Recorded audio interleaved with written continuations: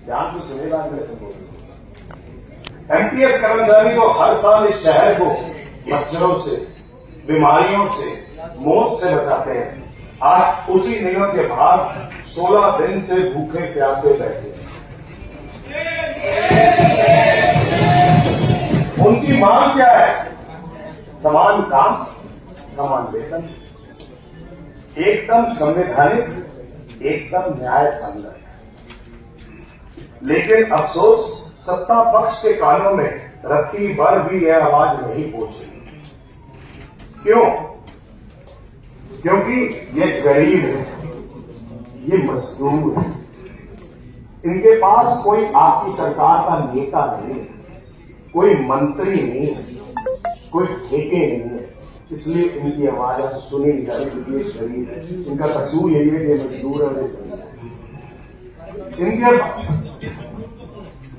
बस एक ही सहारा है, इनका पसीना, इनका हौसला और दिल्ली की जनता जिसे ये हर दिन बीमार होने से बचाते हैं। लेकिन दिल्ली भैया रुक जाओ, लेकिन दिल्ली अब फिर से बीमार हो रही है। डेंगू, मलेरिया, चिकनगुनिया बहुत अच्छा बोल रहे हैं। सुनिए जरा, डेंगू, मलेरिया, चिकनगुनिया सब फैल रहा है। क्यों?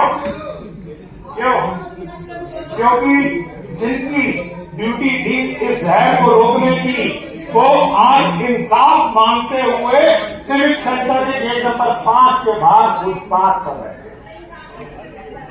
और इस सदन में बैठे लोग आंखें बंद करके अपनी कुर्सी बचा रहे हैं।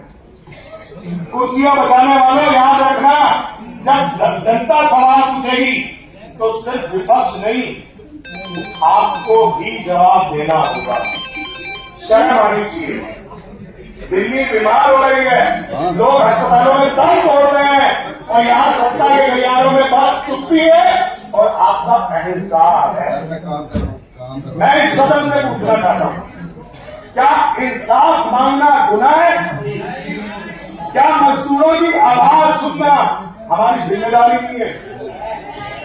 क्या सत्ता में बैठने का मतलब संवेदना का गला घोटना है? माननीय अध्यक्ष महोदय, मैं सदन से मांग करता हूं, तुरंत प्रभाव से एमटीएस कर्मचारी का समान कार्य, समान वेतन की मांगों पर विचार कर उन्हें पूरा किया जाए तथा समाधान निकाला जाए। जब तक निगम प्रशासन को निर्देश दिए जाए कि वो आंदोलनरत कर्मचारियों से संवाद स्थापित करे और समाधान निकाले, जब तक यह मांगे पूरी नहीं होती तब तक वैकल्पिक व्यवस्था सुनिश्चित की जाए जिससे दिल्ली की जनता मच्छरजनित रोगों से सुरक्षित रह सके।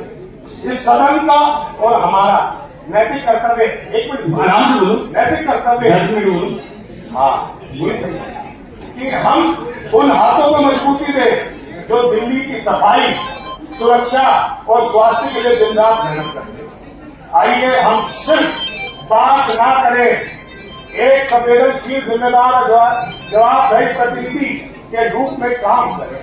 मैं चेतावनी देता हूं मेरे साथ, अगर इन कर्मचारियों की मांगें पूरी नहीं की गई, अगर ये आंदोलन और लंबा चला तो दिल्ली में अगर एक भी जान गई तो ये खून आपके हाथों पर होगा। सत्ता का नशा उतरने के वक्त, ध्यान से सुनिएगा, सत्ता का नशा उतरने में वक्त नहीं लगता, लेकिन मजदूर की आग लगती है ना तो वो सीधा इतिहास से। बहुत बहुत धन्यवाद। मैं मांग करता हूं कि तुरंत डीसी कर्मचारी की मांगे सारी मानी कीजिए, वरना याद रखिए जब जनता मरेगी तो जिम्मेदार आप होंगे। और आज हमने एक प्राइवेट बिल लगाया है जनाब, क्योंकि हमारे तो बेकार माध्यम से आएगा कि ये डीसी कर्मचारियों के सारी मांगे पूर्ण होनी चाहिए। आपके पास ओरिजिनल है, आप अपने साथ लेके गए थे, मुझे लगा कि आप साइन करके लाओगे, मुझे लगा प्लेटफॉर्म पेपर लिख के आप साइन करके लाओगे, जैसे आप स्ट्राइक सेक्टर प्राइवेट लिमिटेड का है।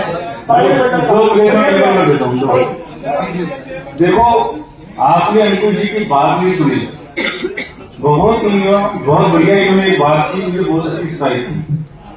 देखो भैया आराम से शांति बनाई रखो जरा। पक्ष हो या विपक्ष हो, सारे लोग बहुत चिंतित है दिल्ली की जनता के बारे में। दो चीजें इनकी स्पीच से मैंने सुनी।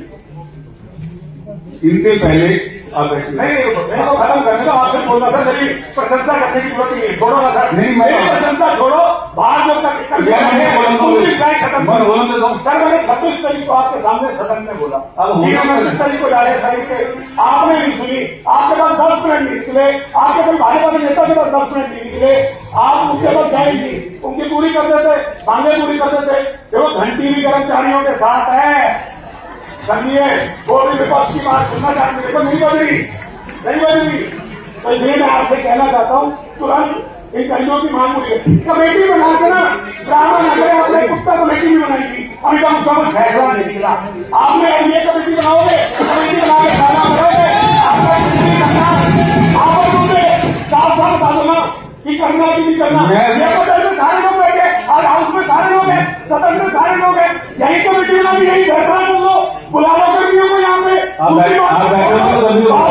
उनको सर वो गरीब आदमी है, मजदूर है, मजदूर है। अगर आप उसकी नहीं सुनी गई तो उसकी हाल लगेगी सर आपको, और सत्ता में आएगा जल्दी नहीं होगा आपको, आए सुनिएगा नहीं आपको आइएगा। आपने उनका इशारा काला बनवा दिया, आपने उनकी हुई अश्लील काली बनवा दी, आपने उनका आपने महंगी लगवा उनको महंगी लगवा पाई। अब हो गई बात, मैं सुननी बात। आपको आज यहाँ पर बैठोगे तो फैसला करूंगा, बैठोगे तो फैसला करूंगा। देखिए हम मंच पे सारे लोग तब देखो, अगर आप बैठा नहीं जाए, सारे लोग तब जाएंगे जब उनकी मांगे अच्छा बैठ जाओ, ठीक है जी, बैठिए। हम भी जाएंगे। अच्छा बैठो, आप यहाँ पर दिवाली समारोह अच्छा ठीक है, आप बैठिए, हमको जी आप बैठिए। आप फिर मैं किसी और से कहूँ, फिर आपकी बात हो गई ना, अब मेरी बात तो सुनो आप। मजदूर एकता, मजदूर एकता, जय हिंद। देखो अंकुश जी ने दो बातें बहुत अच्छी की जो मैंने इनकी स्पीच से ली। अंकुश जी